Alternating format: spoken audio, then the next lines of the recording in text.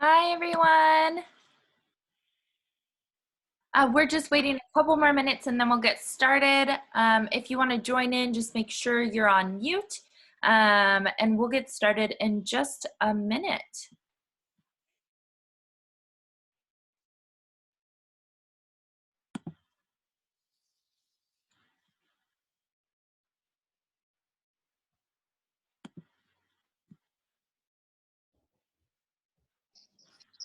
Hello.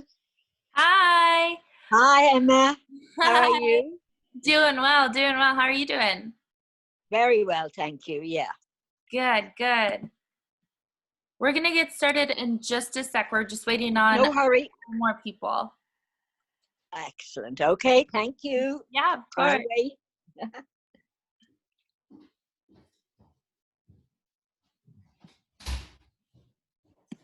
And then one thing to note, everybody, too, is when we do share the screen, I know I've been trying to find a way to get the picture on the right-hand side bigger. So if anybody has any comments on that, please let me know afterwards. Love to hear it. But what I've been doing to make the speaker bigger when sharing the screen is I actually pull down the little tab on the window. If you kind of hover your mouse over that speaker screen, there's a little 3-striped pull down, and you can just drag it further down and it will make the speaker bigger on there. So take it or leave it. That's what I've been doing, but I'm gonna find a more permanent way to make the speaker a bit bigger so we can see Kev better. With that said, I think we're ready to get this ball rolling. As people come on, we'll go ahead and admit them whenever, and then we'll just keep on going. So let me go ahead and get my screen shared. Perfect. Awesome. So this is Write Your Life session 3. So excited to have you here. Thank you for joining us again. We had so much fun in the first 2 sessions, and you've had some great feedback on that. Sounds like you're enjoying it. So we always love to hear that and love hearing your feedback, which is always welcome. And we're going on to session 3 now. If my face is new, it probably isn't for a lot of you, but I'm Emma. I'm actually sitting here in Gig Harbor, Washington State in the States. And it's beautiful out. You know, I was outside with my dog earlier this morning and having some great weather, probably going kayaking later today, which is awesome. But I hope you all are joining from somewhere just as beautiful. Hope you're getting a little bit of gorgeous weather over there as well. Just to kind of share a little bit about what's to come before we dive into it, we're going to get started with our session 3, which is looking at, you know, how do I write for my life? What are some common pitfalls that most writers face, and some simple strategies to overcome them. I know in my experience, I've had a lot of walls that have happened when I have been writing, and sometimes they have really inhibited me from going further. And I know, you know, Kevin, in his 30 years of experience, he has probably had a lot of pitfalls that he's had to overcome. I mean, with 2 best-selling books, weekly column in the Irish Independent, which goes out to 900,000 readers, an award-winning documentary, starting to become a professional dancer at the age of 22.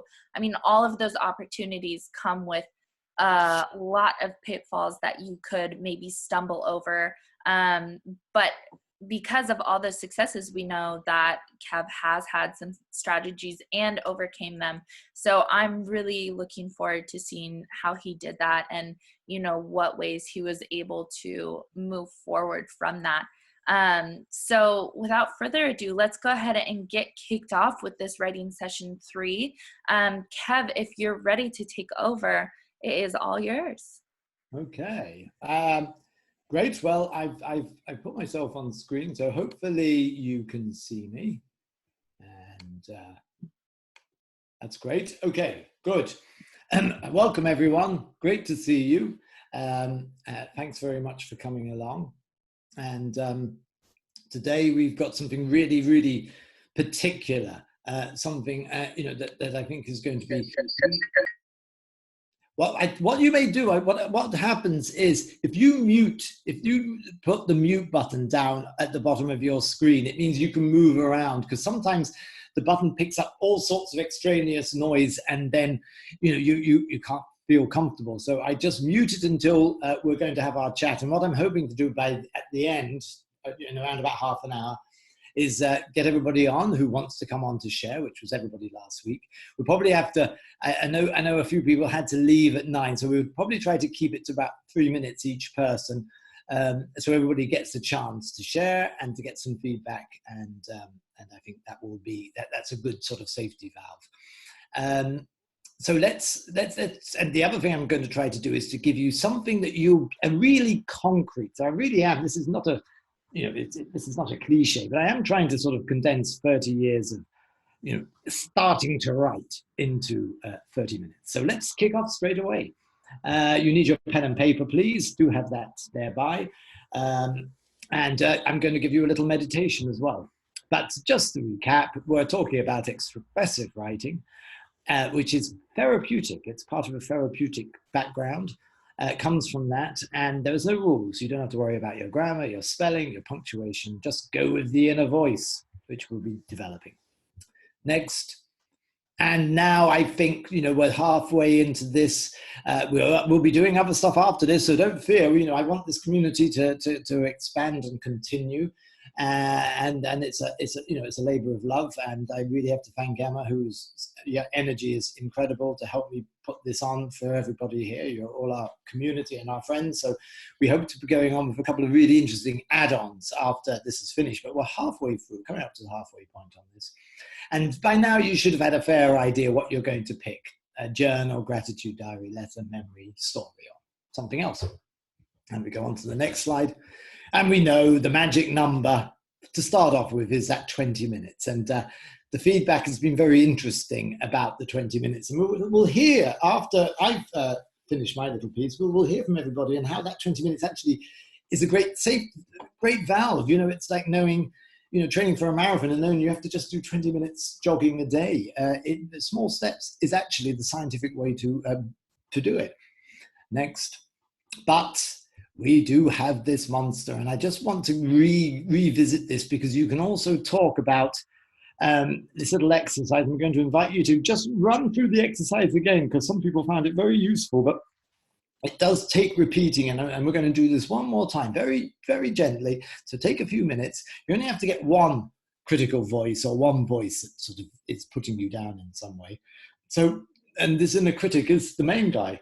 You get a relationship going with him, and you will be amazed what happens. You will be amazed what happens. And we know it's the voice of a parent, a teacher, or a school bully. Next. And running through these slides now, this is the biggie. So I want you now to very, very gently just pause and down and think, what's one critical voice when you come to write? What's the one thing that's sort of nudging you off? Take your time now. Take 30 seconds and write it down with your right hand. And now pause. Give yourself 10 seconds. Don't write straight away. And it's something subtle. Remember, this is so subtle. It's like, oh, you're not really qualified, or, leave this, you don't really have the time. Well, come back to this when you're ready. It would take many forms. It will take many forms.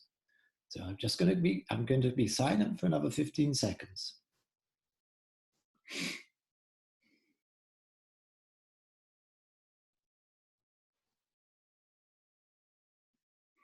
Now, have a look at that and just say it to yourself. This is really why it's good to be mute as well.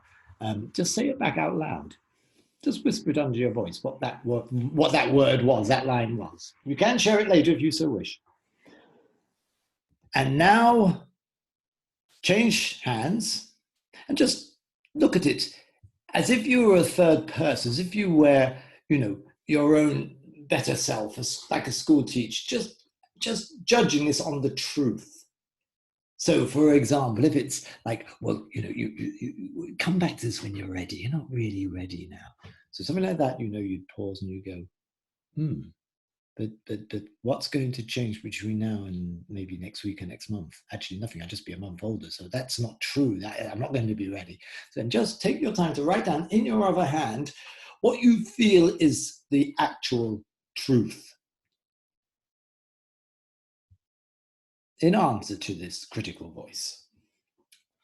Or this voice that's not encouraging. It doesn't have to be critical. It could be just, we'll come back to this another time. It could be procrastination. It could be, and I'll give you another 20 seconds.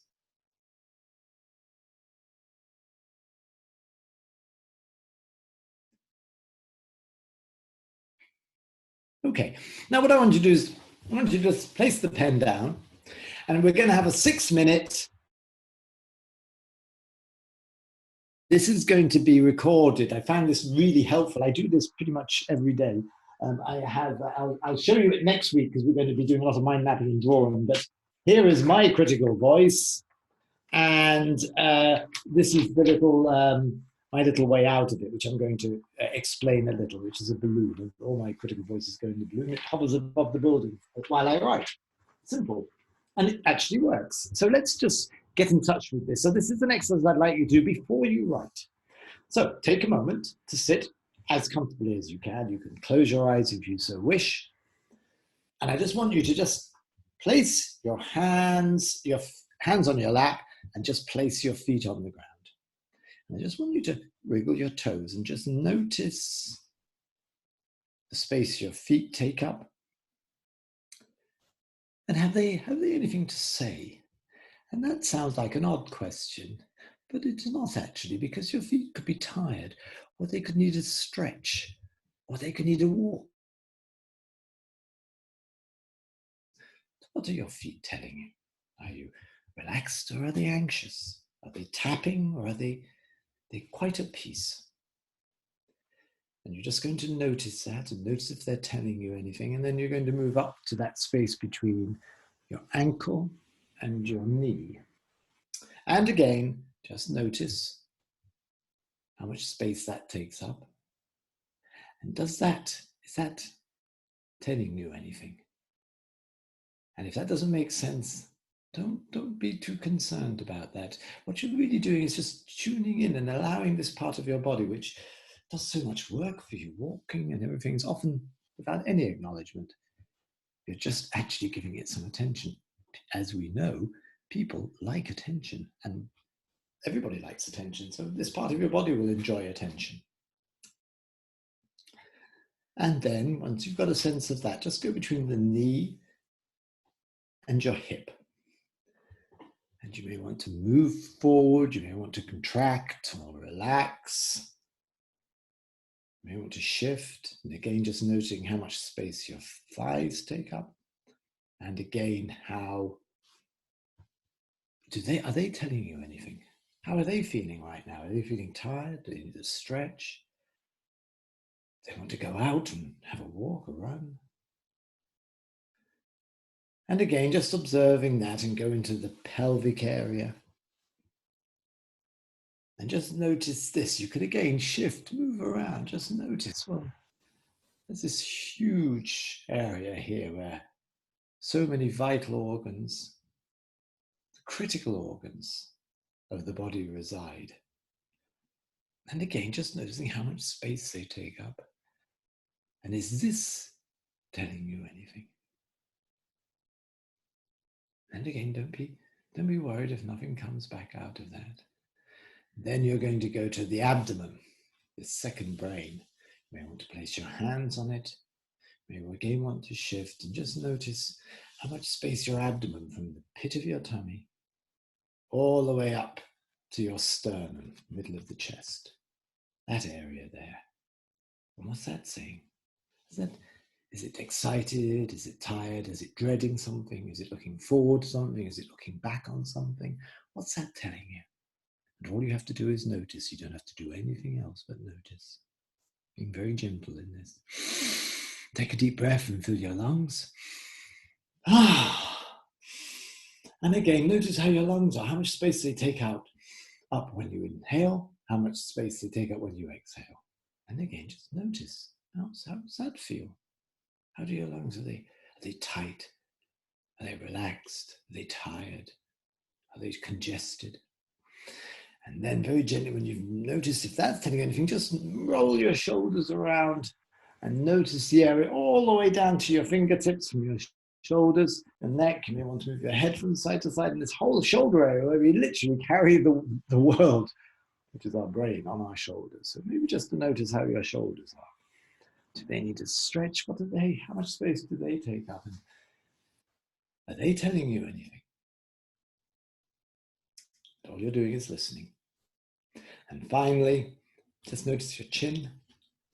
You can move your lips about, stick your tongue out, snort air through the nose, blink your eyes, cup your hands over your ears just to hear the sound as you put your hands to your ears, and then feel your whole head and let your attention rest on your mind. How much space does this brain take up? What's your brain telling you? Does it have anything to say right now? And then just divide that attention between this brain here and your tummy, and just notice, what does your body want to say? And you're going to write now. So is there anything that's coming that maybe wants to tell you about this writing you're about to undertake? Does it want to tell you that yes, no, you can't do it? Just really listen. No, don't edit it. Don't try to get rid of it. And if the voice comes and says, actually, you know what, you probably are wasting your time. Well, it's very simple. I have a very simple method of just taking it very gently and putting that negative voice or that critical voice into my hot air balloon. And I just cut the cords and allow it to float up. And I've just got 20 minutes of freedom now. It's not going to go away. It's going to come back. And find something for you that, whatever it works. Hot air balloon, you can put them down in the sun outside your back door, put them in the car seat, put them upstairs, give them a bath, whatever it is. It's just a way of just knowing. It's itifying, which in therapy is very therapeutic. So it's not rather you being possessed by your critics or your thoughts. It's you and it. And you're allowing them just to take a break. That's all. So just notice again now how you are as you sit there. And if you want to jot something down on a piece of paper, or just enjoy the moment before we move on. I'll give you 10, 20 seconds. And anything that comes up again, I would bring it up when we have our 3-minute interaction after I finish my short presentation. So if you want to jot down something to share or bring up, and remember, sharing is incredible because there's 13, 14 brains here, and it's brilliant. It's exponentially intelligent. So what I'm going to do is I'm going to ask Emma just to go on to the next tape. And we're very gently going to ease ourselves back. Yes, if you want that, so have a stretch, have a yawn, really just enjoy that moment of just listening to yourself. What a great gift that is. It's only 6 minutes, 7 minutes. Now we're going to go back to some very simple practical stuff. Now that tape, that exercise will be on our website. To download it and play it. And I'm going to set you out now as a very simple beginner's guide. This is the 30 years in 30 minutes. And we're getting down into the detail now. There's a couple of things I want to talk about before we get into the real detail.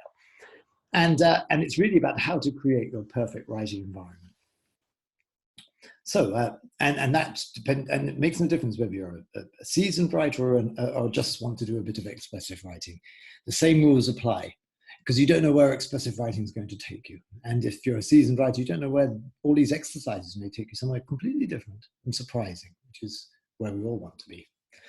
So we go to the next slide. Now, what I really think is going to be critical this week is looking at rituals and habits. Because if you can make writing a ritual, it will stick. If you can make it a habit, it will stick. And it won't be that, oh, I have to do this. So we're going to really try. This is one of the really big, my biggest habit is my morning cup of coffee. I mean, can't even begin to imagine life without it. That is my ritual in the morning before I sit down to do my writing. 3 espressos this morning, I have to admit, and that's it. So they're symbolic behaviors, and we perform them before, during, and after a meaningful event. So a ritual is really vital, and each will have our own. So the other thing is, most people say, well, rituals, I mean, that's like the church, that's a load of old nonsense. Au contraire, simple rituals have been found to be effective. There's research, everything we talk about here has been researched. So they've been found that if, for example, people who perform at a high level, be they singers, pop singers, opera singers, professional dancers, politicians, if they can go and make it a ritual, it in fact decreases anxiety. And there's a lot of anxiety when it comes to writing, and it's all self-imposed and self-inflicted. So we're going to try to, really going to apply all of this. Next. And we're learning a little bit from sports psychology about this ritual. So if you look at something as highly sophisticated as golf, which is an extremely sophisticated sport, and if you see a professional golfer, a Tiger Woods or a Rory McIlroy, and you watch them take their first shot at a big event, which is huge money and huge prestige, and they don't just get up there and bang it off any more than a writer would. They actually go through this incredible routine. They line it up, and they all have a sports psychologist, as your man is doing there, and they repeat this routine. This is the really critical thing. If you can get a routine to your writing and repeat it and make it a ritual and an habitual ritual, then we're onto something. We really are onto something. And as we know, there are bad habits, but this is going to become a good habit. So this could be very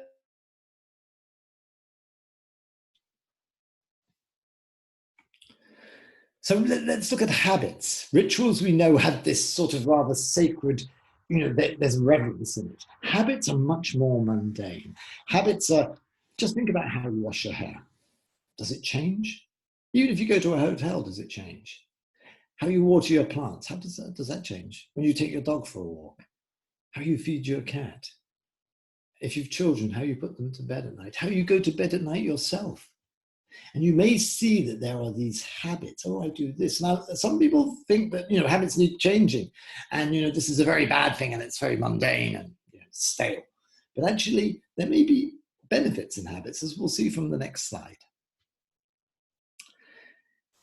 The research shows us that habits actually help us carry on our everyday life. Because we don't have to think about it. We don't have to think about driving the car. So we can think about other things. We've got into the habit of driving. When you're out walking, you only have to think about random events like cars coming by, which there's not too many about nowadays, which is great, or stepping off a curb. Otherwise, it's habitual, so it's leaving our brains free. It's a very clever trick from evolution to make us more efficient. So let's not diss habits. Next. But if you want to make a habit, the usual thing humans being does is make it too grandiose. So, for example, every one of us watching this has at some stage said, "Well, I'm going to take up exercise." Well, it's too big. So what happens is, and the research is very clear on that, if you say something like, I'm going to take up exercise, well, you may never get round to it. You probably won't get round to it because it's too grandiose. It's not specific. It's not specific. Specific movements, specific steps are the way to form a habit which can become ritualized. Next. So let's look at the I need more exercise. Well, everybody, it doesn't have to be running, it could be walking. And everybody who's watching this would have had these thoughts. So let's be more specific. So we're going to say, we're going to exercise 3 times a week for 30 minutes. Or we're going to walk every time we return from work.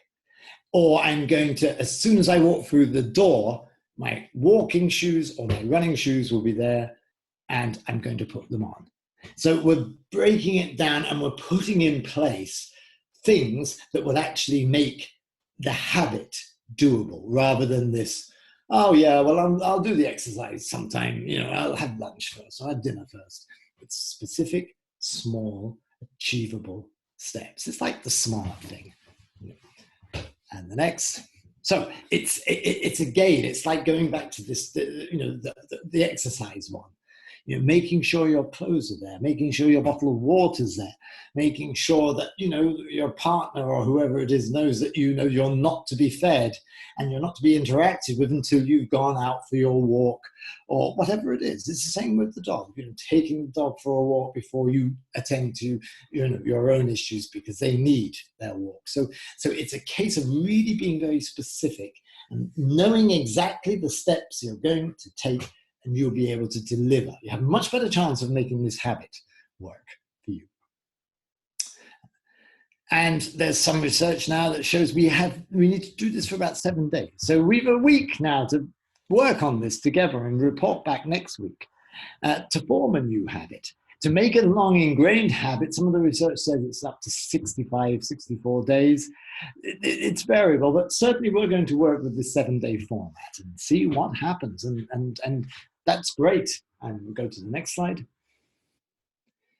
Now, here's the specific steps. And again, these will be, you'll be able to revisit this on YouTube, on the website, if you need to.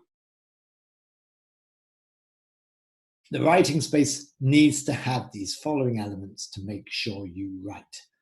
A quiet environment, distractions left outside, particularly phone. A do not disturb sign if you live with other people, that they know for your 20 minutes or whatever it is. It could be an hour, it could be 2 hours, whatever time you decide. You do not answer calls from the door order unless you know that it's important and it is relevant. But otherwise, the call I had the other day, it could have been answered the next day. It was so relevant. But remember, when that phone calls, it goes to the part of the brain where a baby's cry is registered and you panic. I have to answer this. And the other thing is, have all you need at hand. So, for example, we here, whenever I meet with Emma we obviously put in a good few hours during the week, but we have a habit and a ritual now for doing our Zoom. So we meet at 7:20. We get all the bugs out of the system. There's always a bug. I have my coffee, I have my water, I have my diaries, I have everything to hand, I have my clock, I have my view. Emma has the same. And it builds you up that we can deliver us, something that will hopefully not run into technical problems. That could still happen, however much you prepare. But that's the ritual we've got into, and it works. Next. Now, these are the specific 5 steps, and maybe just make a note of this, or take a picture of the screen, or revisit it on YouTube, because this is really important. I think if you've decided at a time, set your alarm on your phone. There's no problem. You've got a simple alarm clock on your phone that will ring, and you can set the alarm on the phone with aircraft mode turned on, so you can't get messages coming in, but the phone still works as a stopwatch, and that's very important. And so my phone's turned off now, but I can use the function of the stopwatch. And I can't see any notifications. So you can, literally. So I would have, like the school bell, if you're going for 10 o'clock, set the alarm for 5 to 10. So you need to get to your place, 10 to 10, whatever it is. I set my alarm clock every night for 11, just so I'm in bed, hopefully in bed by 11:30. Sometimes it doesn't work, but I get the alarm call. Now you've inner critic tape, so you can sit down, maybe you're a bit all over the place, and use the inner critic tape that will be on the website. And that may be very useful. I personally like to do a little mind map, and that's next week's big thing, mind mapping and drawing. I think that was really going to get the right-hand side of your brain buzzing. To get me writing, and I'm just sharing my own stuff here really, and again, this is the 30 years in 30 minutes. Write 3 things you were thankful for yesterday. Simple as, you know, and everybody will remember that. I mean, let's just stop for a minute and let's just take a moment to pause and think one thing. I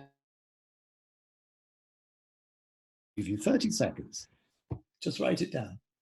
Take a moment, give 15 seconds to allow that to percolate through. What happened today? That was good. Could be as simple as having a meal. Could be as simple as having a glass of water. How many people in the world would pay dearly for clean, potable water?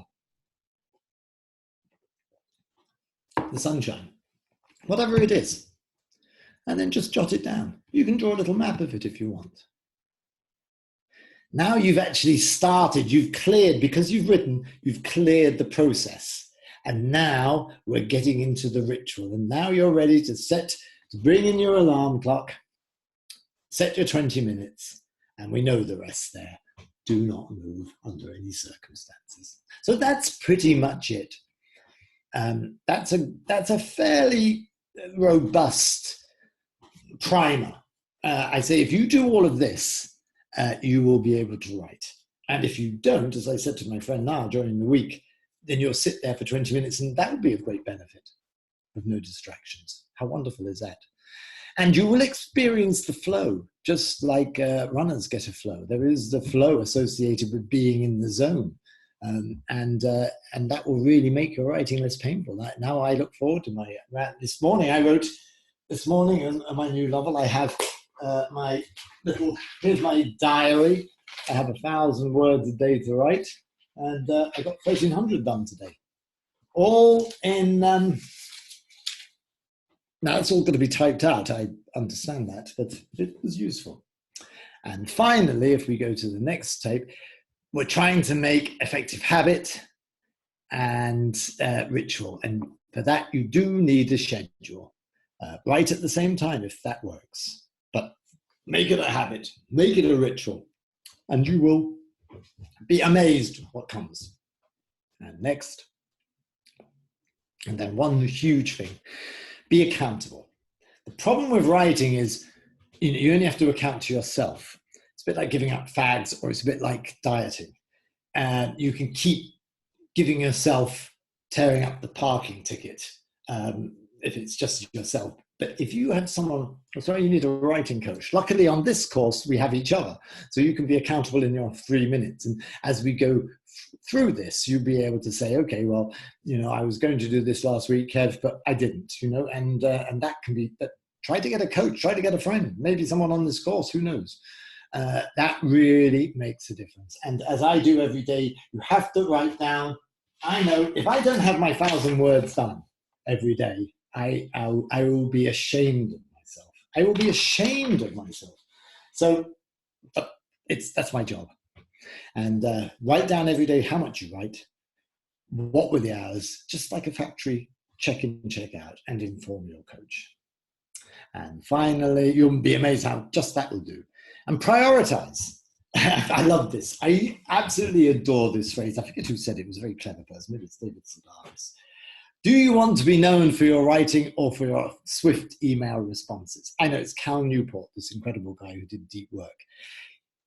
So what if you don't respond to someone's email? So what if you don't respond to a message or a text or a Facebook page? What do you want to be known for? Your writing, ultimately, and getting in touch with yourself and developing yourself as a person, or being good at getting back to emails? Well, I know what I'm going to respond to. And next, I think we're coming to the end. So that's it. Just write. Don't edit. That's the critical thing. That's the most important thing I can say to you over 30 years of writing. Do not edit, and use a pen, because you can't edit in the pen. You can't go off and look at a thesaurus. You can't go onto Wikipedia. You can't cut, paste. You can't spell check. That's all bullshit. I personally think it's absolute nonsense. It's just distracting. Get into the flow. Write without stopping. Do not worry about your spelling or your grammar, and only read back when you've completed it. You'll be amazed what that does to your writing. You will be, I'm giving you 30 years on a plate from the heart. So I can't do any more than that. Over to you. Okay, Emma, I think that's over to you now. I've had my round. I've had You my are right. Amazing. And over to everybody else as well. We're going to go ahead right now. And like we said at the top of the session, we're going to be taking about 3 minutes for everybody, just because I know some people have to leave promptly at 9. So we want to make sure that everybody kind of gets in. We might go over time, but we of course understand if you need to leave at 9. So I think we're going to start off with Ben. So Ben, if you want to unmute, and then we're going to kind of go through everybody with those 3 minutes. So Kev, back to you. Okay, Ben, thank you. If you don't mind kicking off this week. Sure. Yep.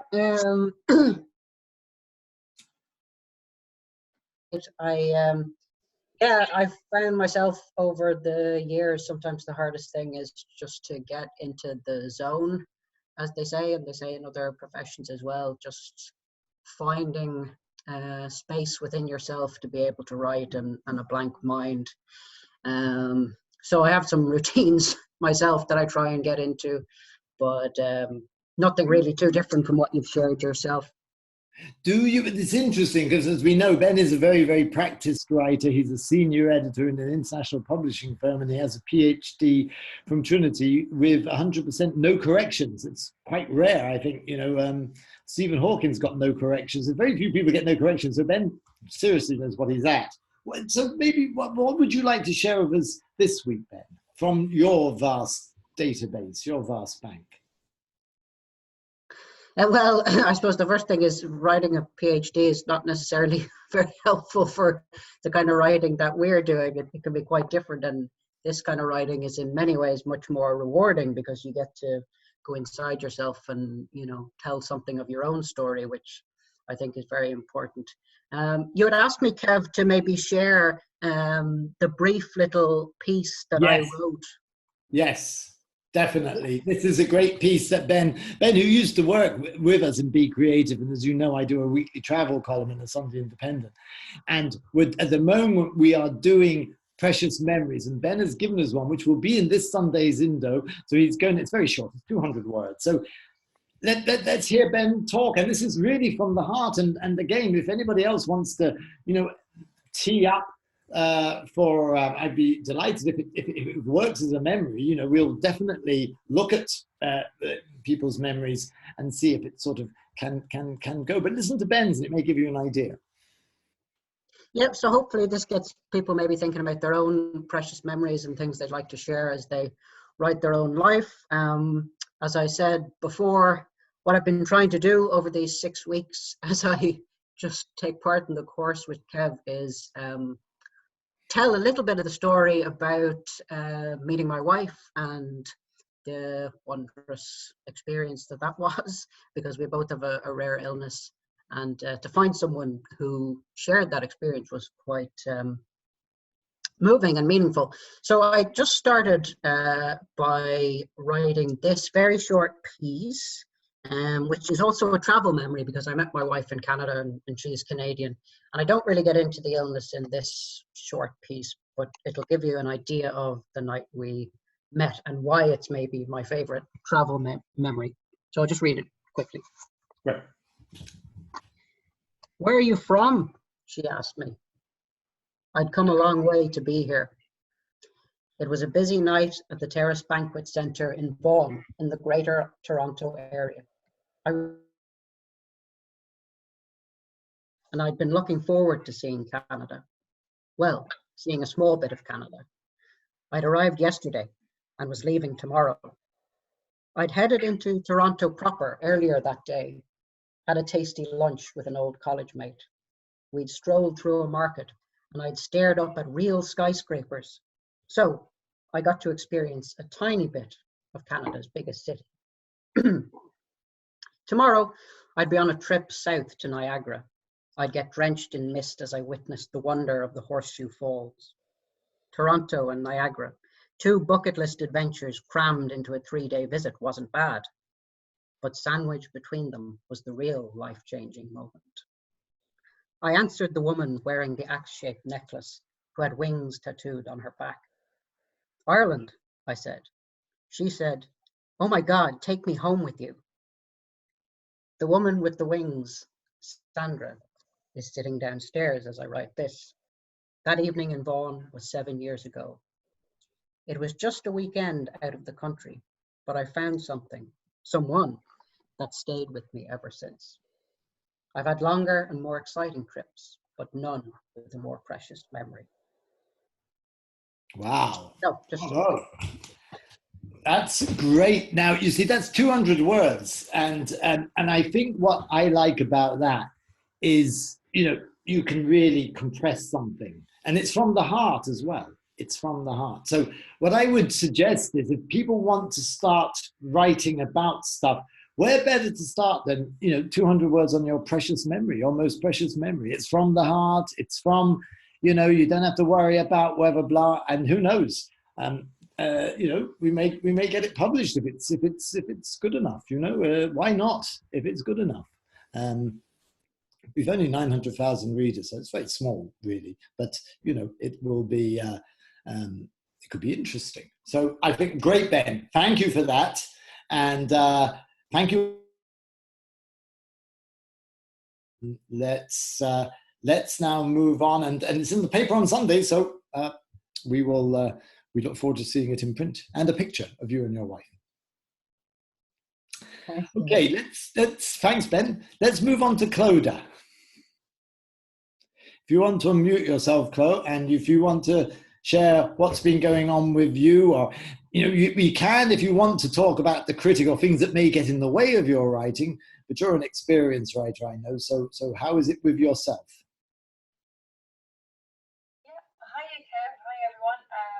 You can hear me because I'm experiencing some Wi-Fi issues at the moment. So can everyone hear me? Yeah, no, I can hear you. I can hear you well. We can't see you, sadly, but we can hear you loud and clear. Perfect. That's great. Just want to say before I begin, well done, Ben. Great piece. Really enjoyed it.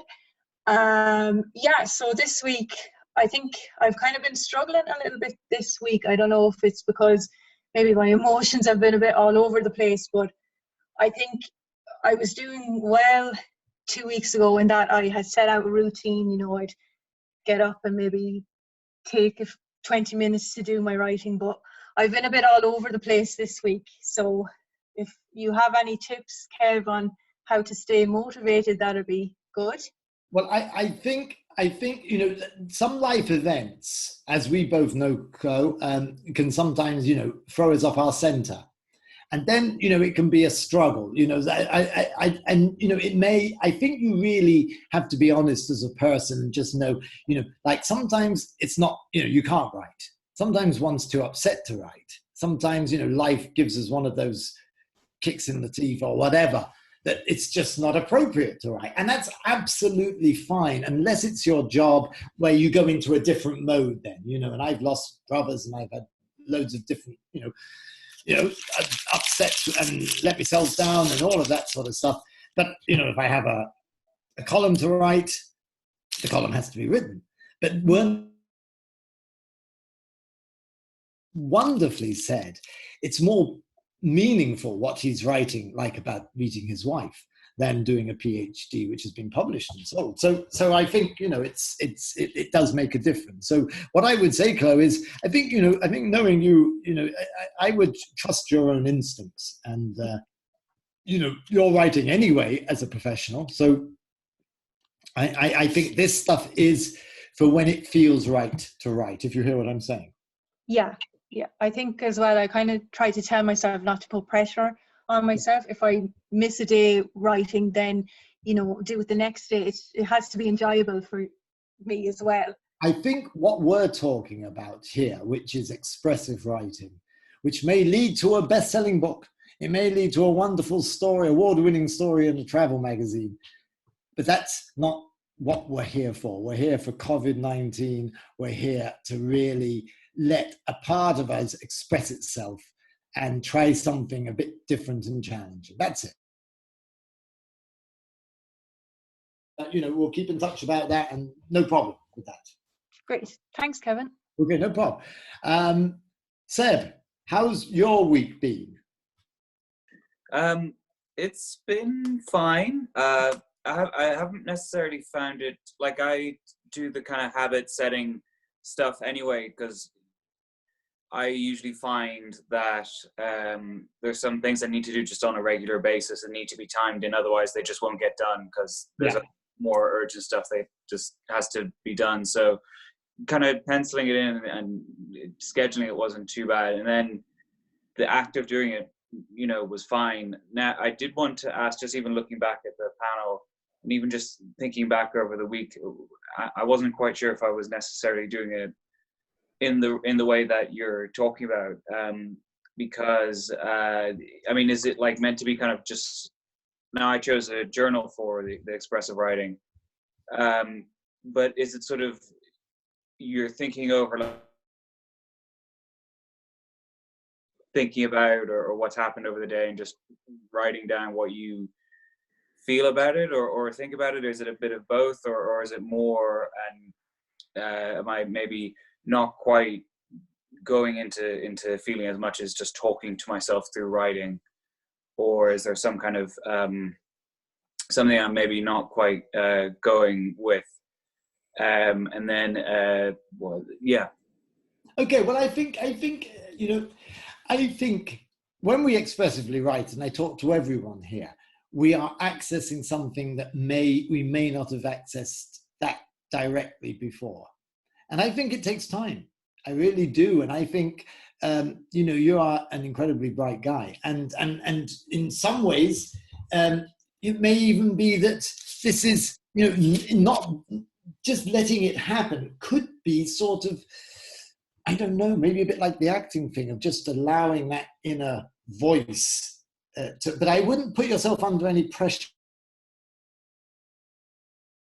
Basic one, which I'll talk to Niall next, because he's also encountered a different sort of problem on this, which is sit down for the 20 minutes and know that it's going to end after 20 minutes and just see what seems important without any editing or expectations.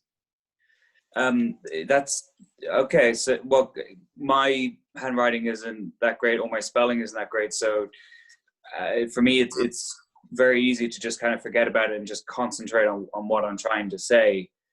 And I guess actually, I can't remember, there was someone last week who mentioned dyslexia. Like, actually, I am dyslexic and actually got, speaking of leaving cert, kind of exemptions into that for spelling and grammar. So for me, that was pretty easy to ignore spelling and grammar. But Yes. I keep forgetting it now. But it's yeah. Well, I would again take the pressure off, and I would just sit down, and whatever system works for you. If it's your iPhone, you're very conversant with all of the modern stuff. I think the pen and paper has a different quality, but try it and just come back. There you go. And I'm going with you on this, Kevin. Great. Well, listen, let's see what happens next week, and just try that 20 minutes. Okay. Absolutely. Okay. Cheers, man. And I'll chat to you during the week about a couple of other things as well. Oh, yeah. Okay, Niall. If you unmute yourself. Yeah, how are you doing? Good. So I know we were talking during the week about, you know, you were sitting for your trip. Just share, and I know you have the same problems with dyslexia as you shared last week. Yeah, hold on 1 second.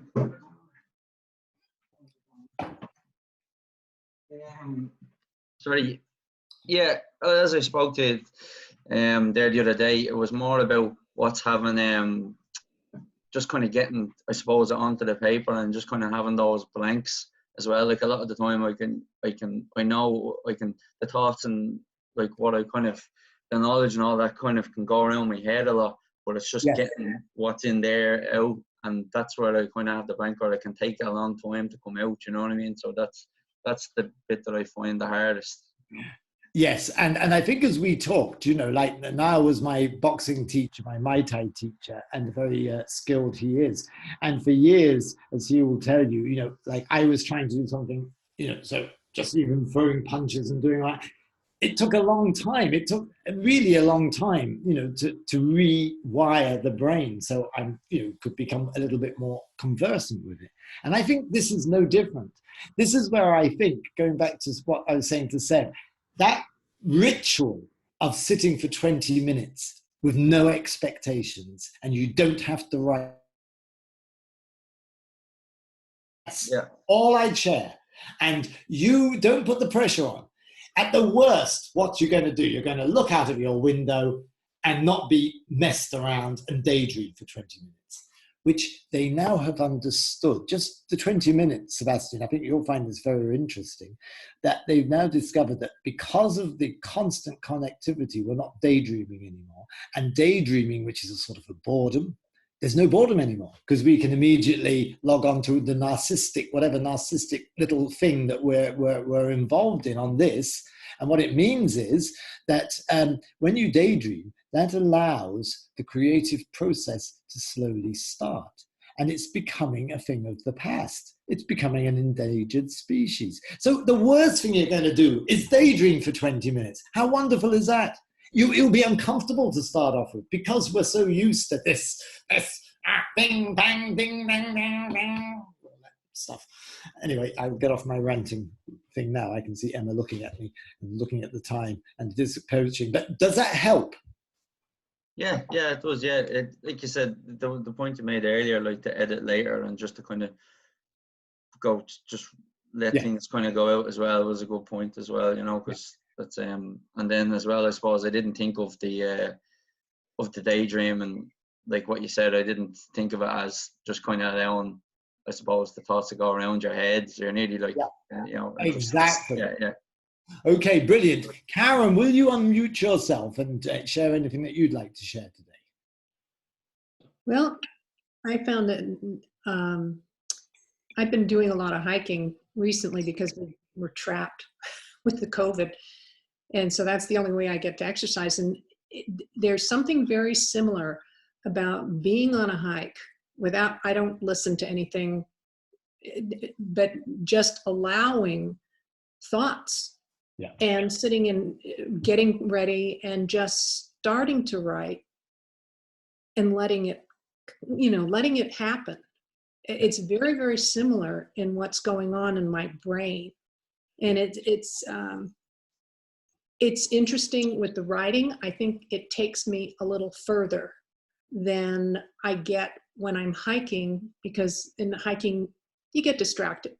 Sure. You know, I hear birds and want to know what they are, you know, that kind of thing. But it is very, very similar. And it's the no pressure, no expectations is so important to allowing that creativity or that whatever is happening. Yes, absolutely. Yeah.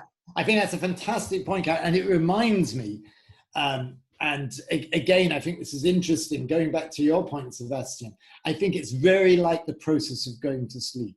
So the worst thing you can do when you're going to sleep is to say, I have to go to sleep. So they know that from the studies of insomnia. What you have to do is ritualize the 20 minutes, and it takes 10 to 20 minutes to actually go from alertness to the first starts of the sleep process and REM and all of that. So what the steps that we've outlined today and what Karen's talked about there, which is getting out and walking, is starting to slowly put you into a different place. And that, and the no expectations, you know, so allow yourself just to be surprised. And if it, you know, and don't even have the expectation of being surprised. It's enough to sit there. It really is. And I think you'll be amazed. Thank you for that, Karen. Thank you. I look forward to seeing what comes out of all of that. Maura, what would you, if you want to unmute yourself and share? Hi Good there. to see you How back. are you? Great to see you back. Thanks for having me. Yeah, I had a good week. I was sick a little bit of the week, so I didn't write every single day. I lost a couple of days this week, but I was surprised that the days when I sat down to write, I kind of went completely off topic from the things that I had intended to write about. My brain just kind of whizzed into different zones, and all of a sudden I was writing pages about completely different topics than I'd intended to write about. Which And how did you feel? How did you feel about that? surprised. I mean, I was talking about things that I hadn't even thought about in a long time. So it was just interesting that my brain brought me on these little meandering journeys, you know?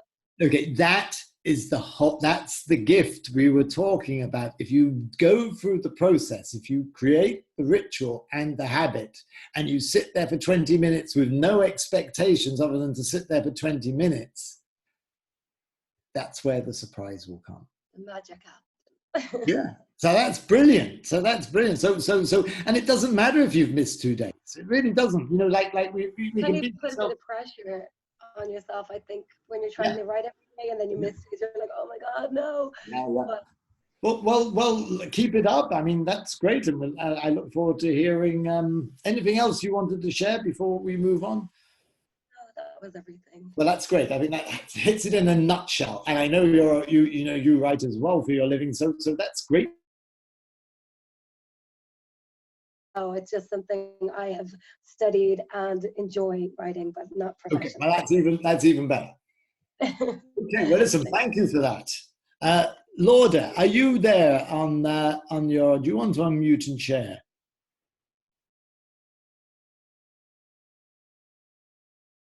I know maybe it's a bad connection down there. Lauda is in the depths of County Clare. We'll come back if she's able. Hello? Can you hear me? Yes. Yeah, okay, well, I mean, I'm not a writer. I wish I was. It might get me out of my boredom at the moment. But yeah, no, I mean, during the first lesson, I sort of thought it was interesting to write down things I'm grateful for. You know, gratitude. Kind of start my day off that way, you know, like waking up in the morning, hearing the birds singing. You know, I was grateful to hear the early morning birds. So I started writing things like, you know, those little kind of small little one. I don't think I'm capable of writing a book. I'd love to do it, but I just don't know. I wouldn't have the confidence to do it. No. But yeah, I'm just the gratitude and the just writing those 3 lines. I just found that quite profound. Wow, you found that quite profound, even writing those 3 lines. Yeah. And I mean, tonight, you know, doing the little 7-minute meditation, you know, that was very interesting for me, because I find it hard to meditate. My thoughts jump all over the place all the time. So it was just interesting to kind of concentrate on just parts of the body and, you know, how you're really feeling, and not to give too much attention to it. That was very interesting. Wow, that's great. And what one thing did you get out of that before we move on? Just the importance of maybe just kind of listening to the body. Yeah. You know, how you're feeling inside, and yes. You know, and even if it's bad, you know, not to concentrate on it, just let it go. Yes, and I think that's what I'd suggest next week is get the tape, and as part of your wind up to the 20 minutes, don't include it in the 20 minutes, because you have to have 20 minutes just writing or being available, but use the tape to put you in a place and see how that works. Yeah, so thanks for that. Okay. That's great to hear, and so good luck. I'm looking forward to hearing more about that.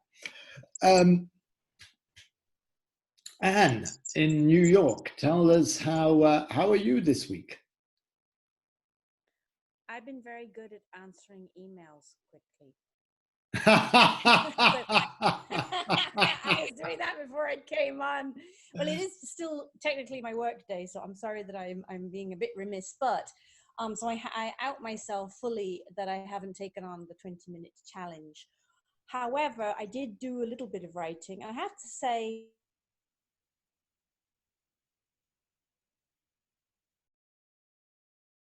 for other people, because I'm quick at writing, and so I will be reviewing other documents. So I'm actually writing, but not this kind of writing. And what I find is really nice about this kind of writing is it's like stream of consciousness, and it's so nice to not know where it takes me. And also, like when I wrote a bit this week, it was I reminded myself that I said to myself anyway, there is no right or wrong way to do this. Unlike the business proposal or the review or the things the client is going to be gone through with the fine tooth comb. So that's really nice. Now the question for me is to give myself permission to indulge myself for a full 20 minutes every day. So that's a kind of a conversation I have to have with myself. But I know the riches are there. I just have to put it into my planning, just like the making something to eat, doing the teeth. Yeah, that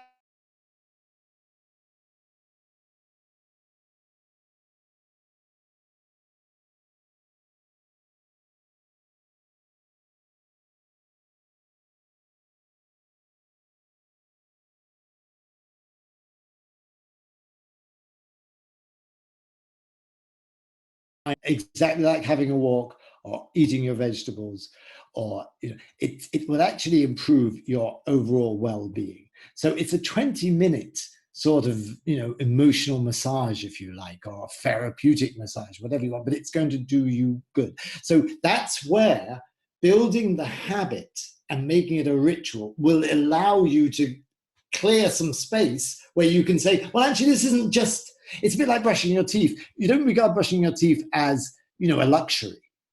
We do it. We do our 2 minutes, well, hopefully we do it. And we do it every day, twice a day. It's a habit. Do you hear what I'm saying? It's a habit, it's a ritual, and it gives us oral hygiene, as well as going to the dentist. So this is giving us emotional hygiene, if you like. I mean, I don't want to, labor the point, but that's the important thing about having that ritual, because again, I'm going back to what Sebastian stuck with me, what you were saying, and I can see it's even trickier for, and what Ben was saying as well, it's even trickier for professional writers, because we're so programmed to have to do something. I've got this podcast, I've got this to do, and this is giving yourself this luxury, but it's not just a luxury, it's actually so good for your health, mentally and overall. That's what I think, and I notice it. I really do notice it in myself, and you become better as a writer. So thanks for that. Anything else you wanted to add? Very quickly, thank you for this. Okay, it's really good. I mean, I'm already in a completely different headspace just being around you all. But I also wanted to mention, this week, for some reason, and I don't know if you're all experiencing this, but I've had interactions with 3 different, let's see, they're all colleagues, or all business contacts, colleagues, friends, and no, one wasn't. And they all, this week, they are all, I felt, clinging to on the edge of things. Several cried just in speaking, I guess because I was listening, and so to your point of this emotional hygiene, it has actually more implications and positive implications, and I just happen to be in a good space. I don't know, fingers crossed it continues this week, but I see how it is important to maintain, and this is a really good exercise to do. So thank you for your encouragement. Yeah, absolutely, and thanks for sharing that. And I know New York is really still an epicenter of a lot of challenges, and I think what's great about this is we do have this community. It's like John Kabat-Zinn, that brilliant guy who has his daily Zoom track, which is definitely worth tuning into. And as he said, it's sort of unreal, because we're not really we've never met each other. I may never meet Karen, but there's this strange sort of community that's come anyway, and let's cherish that. Phil, what have you to share with us today? Hi, Kevin. Hi, everybody. I always keep the best till last. It's like a good wine at the wedding at Canaan, And I'm not excluding Claire. I could go actually laugh. Sarcasm. Note the sarcasm there. I know Phil enough, but long enough to be able to put the boot in. Well, I found last Saturday and Sunday that there was something going on when I went to do my sitting down, and I said, right, now, because I have been cocooned for a long time, I'm much older than the rest of you, so I've been very cocooned, and I've been using that time to observe the inner self and what sort of set and that. So when I noticed, well, sit down there and do this, like I'm talking to myself, and I didn't. So I became aware that there was a resistance coming. And that was the word that came out. So I'm resistant. And I just observed that it was there. And as I was observing it, I realized that it was quite steely, a steel quality to my resistance. And now I didn't try and figure it out, because I know that when something like that is within me, that my head part can't figure it out. It doesn't have the intelligence that's needed. I know that from all my years of doing focusing. So I just walked with it for Saturday and Sunday and looked at the notebook and looked at where I was sitting down, and that's my lovely place, and still the resistance was there. And then on Monday morning, I woke up with a dream. And focusing also has dream interpretation, and I tried to work with that, and it was, you know, I knew the two things were very linked. So what I find, what I've discovered is that there's a part of me that's locked up. It's somehow constrained, and I have to be very gentle with that part. I think it's a very young part, and I truly believe because I'm becoming aware of it, it's ready to be released. And this writing course, honestly, has been a really amazing addition that I have been observing and trying to, you know, use as, you know, something I was working on. And today I got another little insight, and it reflected back to, I realized that when something external from other people or from the world, even from Trump, upsets me, when it really upsets me, it's a part of me that's upset. And normally I just let it wear. It sort of, you know how when you get upset or hurt, you know, and you over time it loses energy anyway, and it goes away. And then, you know, maybe you can look at it again then from a more emotionally stable place, and you can see why you got upset, and that other person really isn't that so bad. And it was, so today the insight I got was, that's a thing I can do. I can now journal those times. Okay, yes. Instead of waiting and for the energy to go away, you know, the negative or emotional upset that's going around and churning in your mind, spinning, that, you know, journaling that. It's something I haven't done. I noticed, and I've walked with it, and I've allowed the upset to be there. And I know, because life's experience tells me nothing lasts forever, and you're not going to be this upset. So eventually it'll go. But I just thought today that I could journal. I don't have that many upsets nowadays. Like years ago, you'd be upset all the time. But now, you know, it's just big things as I see them, but they're not really any bigger. Yeah. So that's it. That was another little thing. And I think I've more to learn about that part that's constrained within me. That's, I'm afraid to let it go, or it's afraid to be let go. I don't know. To be let out and be creative. I don't know. But so that's my that's what I'm working on at the moment. Okay, well, listen, thank you very much for that, Phil. I think what's very important there is the idea, and I'd share this with everyone, that let's say you have something that comes up and that you're unresolved, whatever it is. It could be something that Sebastian was saying, something that Niall was saying, something that Karen was saying, doesn't matter. But even giving the attention to it is enough, even just noticing it. It's a big thing with John Kabat-Zinn, the Princeton guy that created. I see Niall has a felt sense coming in here. His dog is about the size of a house. Just noticing it, and that's where the journal is so good. Writing it down, you don't have to edit it, you don't have to sort it out. And going back to what a number of you have said, Zeb and Niall, it doesn't matter. Just to write it down, even if it's unformed, it will go through the process. Now, I know we've gone well over the time. Thank you for that, Phil. And I'm going to come finally to Claire. I think everybody else has been done apart from Claire. So, Claire, how was your week this week? It was a bit tricky because, I don't know, I said last week, I can't remember if I did, but I work in a garden centre. And this week it's all been... This is in London, isn't it? Yeah. And this week it's all been about, are we going to reopen or not? So there's been a lot of assumptions around reopening to the public.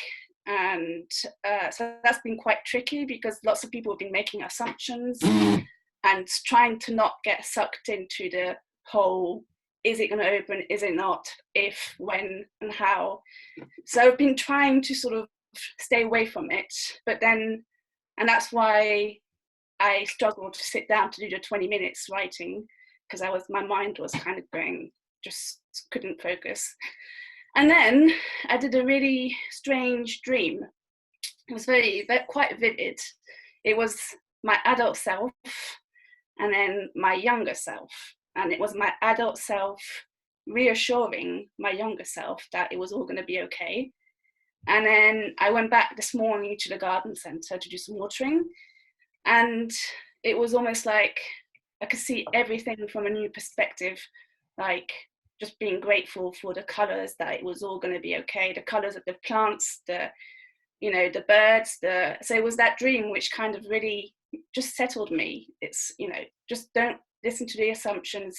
Whatever's going to happen is going to happen, because it's so easy to listen to the media. And so but I think that's, Well, I think that's really important. And I would also share with all of you another benefit. We've had Claire and Phil, and I think someone else mentioned a dream. And that's what happens when you allow this 20 minutes. We're so programmed to be busy. Busyness gets a badge. I hate it when my friends say to me when I'm back in town or have been in town, and they say, "Are you busy?" And I always say, well, what do you mean? There is such a thing as a busy fool. I don't want to be a busy fool. I don't want to be busy. That's chewing gum. It's chewing gum for the mind. It's nothing. It's only unhelpful. So if you can program yourself, the habit and the ritual of having this 20 minutes as this time, you'll be amazed. And Anne said it, Phil said it, even Sebastian's, struggling with that sort of, like, what does that one do?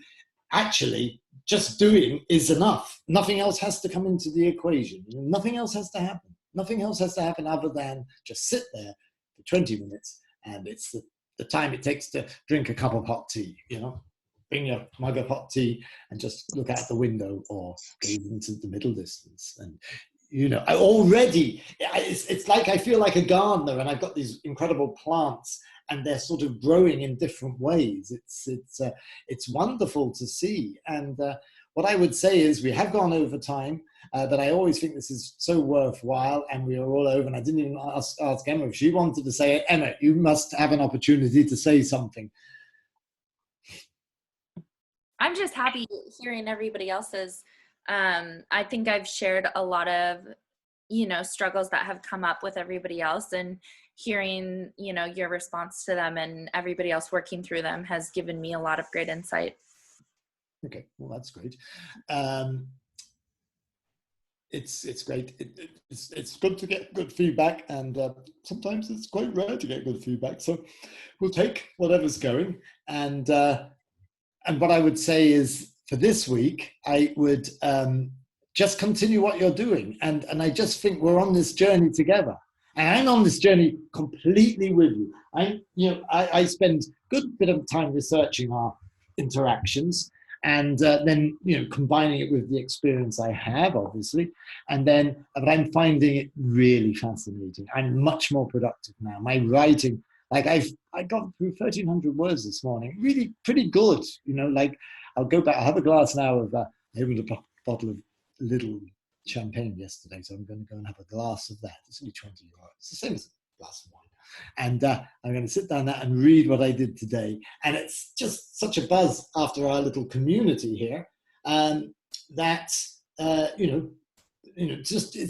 this is what I think you get out of this.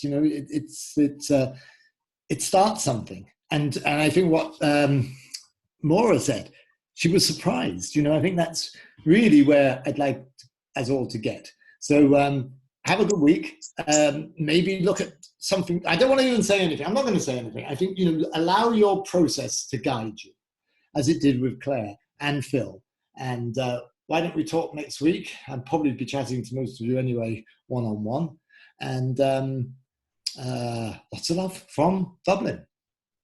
Yeah. Oh, yeah. Now you've got to sign off. No worries. That was a great sign off in itself. I wish you could go right there. But yeah, thank you everyone for joining in with us and spending your Friday evening with us. Just wanted to give you a what's to come in week 4. We're going to go into dealing with your first draft, mind mapping, and drawing as a way to success. As always, this will be posted on YouTube and also on our website, which I'll put that link in Facebook as well, so it can be available to you all. And then just to let you know, these 3 sessions are on Facebook currently. The 3rd one will be by Sunday, and this is our next look. We're going to be looking at right first time week 4, right through the middle week 5, right till the end week 6, and then our bonus session, the right way problem solving, is week 7. Awesome. So thank you.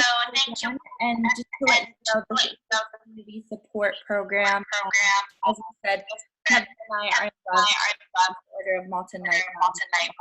With doing this for you all every week. So the link to donate is available if you want to do so, but obviously that is your choice. And we're just so happy to be here with you all on Friday night. So thank you all so much for coming, and we'll see you next week. Yeah. Thanks, Kate. Adios. Bye. Lots of love. God bless. Bye. See you then. Thanks so much. Really Bye. appreciate that. Bye. No problem. Look forward to seeing you next week. Thank you. Bye. Thanks. Did Phil stay? No, she didn't.